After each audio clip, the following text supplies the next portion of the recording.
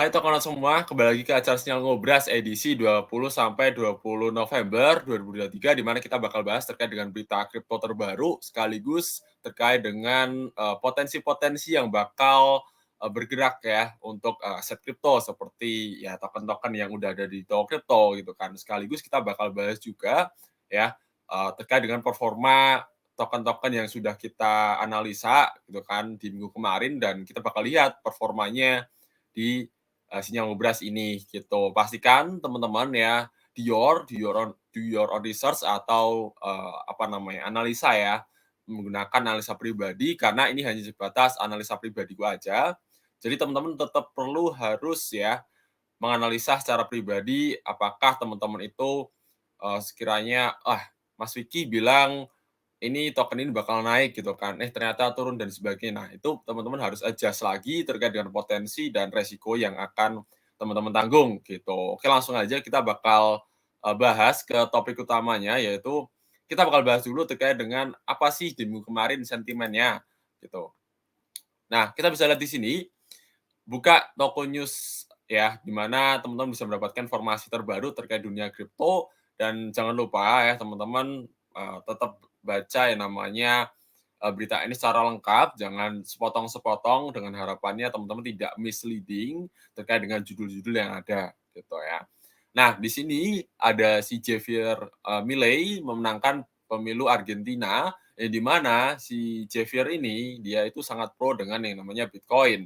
Sehingga potensi untuk adopsi Bitcoin di Argentina itu juga kemungkinan akan meningkat. Tapi balik lagi ya, yang namanya janji pemilu lah, itu kan tidak selalu mungkin ditepati ya, karena mungkin ada regulasi yang perlu disesuaikan gitu. Namun harapannya si Javier Milei ini ya dia pro Bitcoin, sehingga potensi untuk pergerakan Bitcoin di masa depan mungkin ya akan semakin meningkat. Ya balik lagi ke supply dan demand, ketika emang ada tambahan demand di sini atau tambahan permintaan, potensi kenaikannya juga cukup ada ya. Terus kemudian ada juga analis-analis yang bilang bahwa Bitcoin kemungkinan akan sampai ke 45.000 dalam akhir tahun ya. Dan balik lagi untuk mencapai level ini tentu didukung dengan sentimen-sentimen yang ada. Mungkin salah satunya adalah si Javier Milei ini yang memenangkan pemilu di mana ya tadi demand mungkin akan meningkat. Sekaligus mungkin ada ETF ya kan yang kemungkinan akan di-approve ya. Ini kemungkinan loh ya, belum pasti. Jadi potensi untuk pergerakan Bitcoin di masa depan tuh masih cukup spekulatif ya. Dan harapannya teman-teman itu gunakan dana dingin ya, dan tentu aja resiko yang sudah teman-teman ukur gitu. Dan di sini kita juga memberikan banyak sekali informasi ya, seperti di minggu kemarin seperti OJK yang membuka lowongan kerja staf ahli aset kripto, di mana teman-teman mungkin ada yang suka apa namanya analis kripto ya kan, baik dari segi fundamental ya, mungkin teknikal atau mungkin teman-teman yang sudah berkecimpung di dunia kripto udah bertahun-tahun ya mungkin bisa lah ya gitu kan melirik terkait dengan lowongan kerja di OJK gitu. Tapi balik lagi ya teman-teman perlu sesuaikan apa namanya administrasinya dan sebagainya ya. Terus ada berita juga terkait dengan polisi dan regulasi di mana ada IMF sebut CBDC dapat gantikan uang tunai ya. Ya CBDC ini seperti halnya kayak mungkin kalau kita ambil simpelnya kayak GoPay, Dana gitu kan. Cuma bedanya kan itu centralized di masing-masing perusahaannya. Katakanlah kayak USDT yang diluncurkan oleh Tether ya kan, USDC yang diluncurkan oleh Circle ya kalau nggak salah ya. Gitu. Jadi balik lagi CBDC ini bukan lagi sebuah perusahaan yang meluncurkan tapi sebuah negara gitu. Dan harapannya tentu aja ini bisa ngedukung terkait dengan adopsi blockchain-nya ya, bukan ke kriptonya tapi blockchain-nya.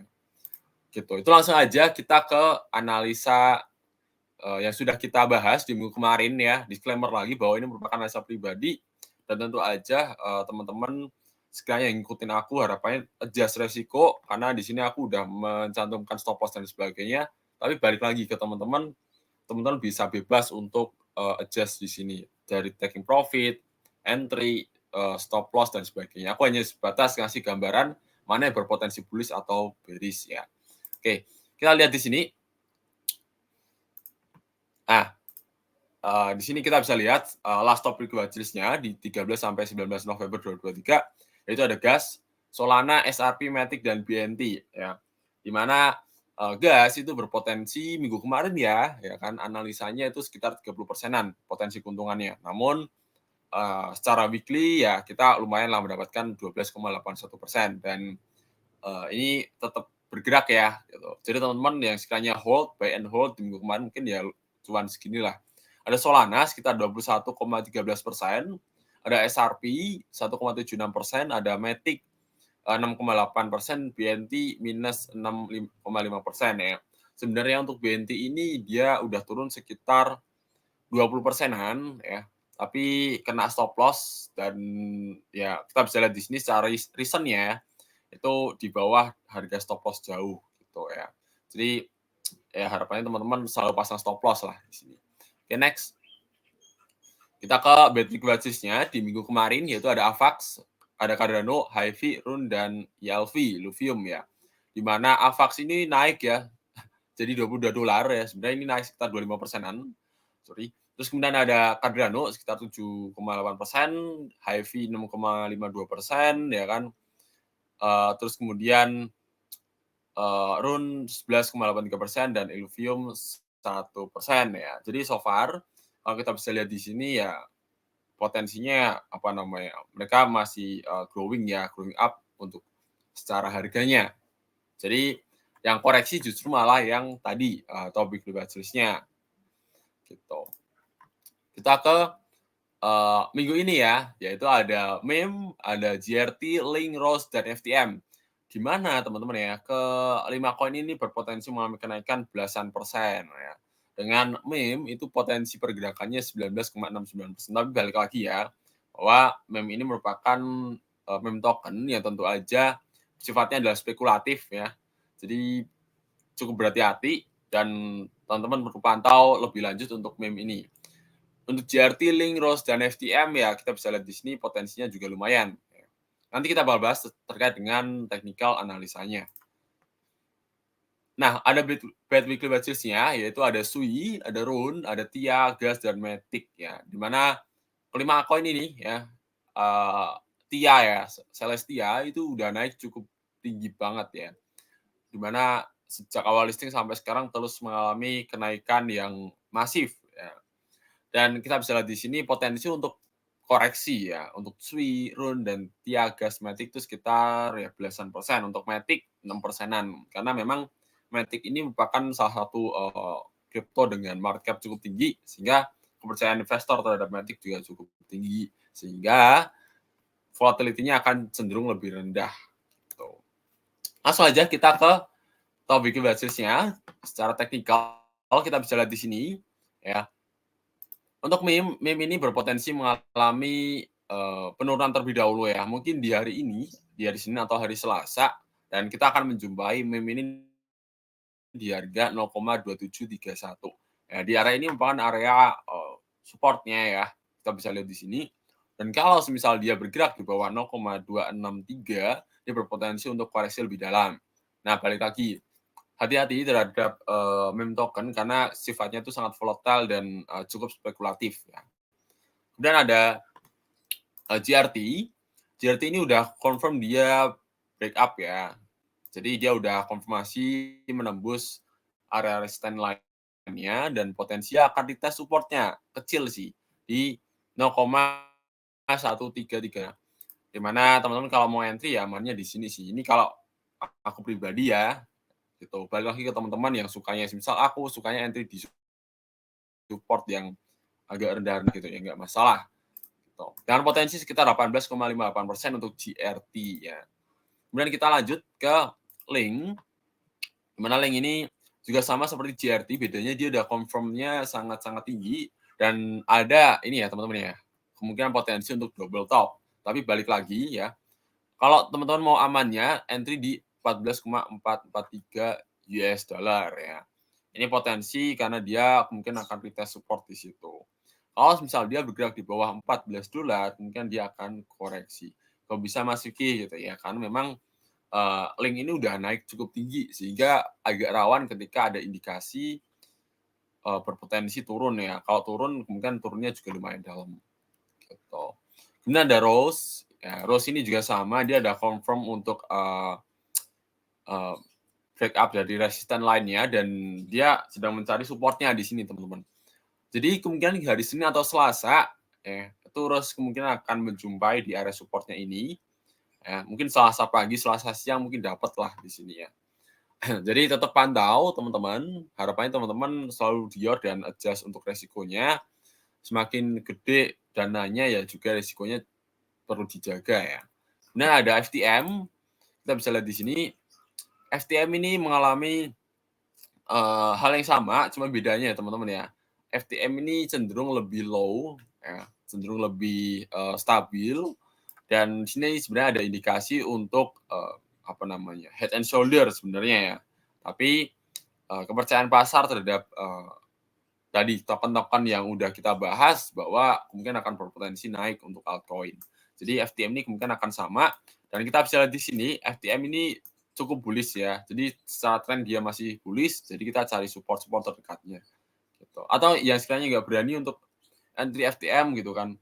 Maksudnya aku mau entry FTM takut gitu kan. Ya udah cari koin-koin yang lain yang berpotensi mengalami kenaikan namun resiko lebih rendah. Gitu.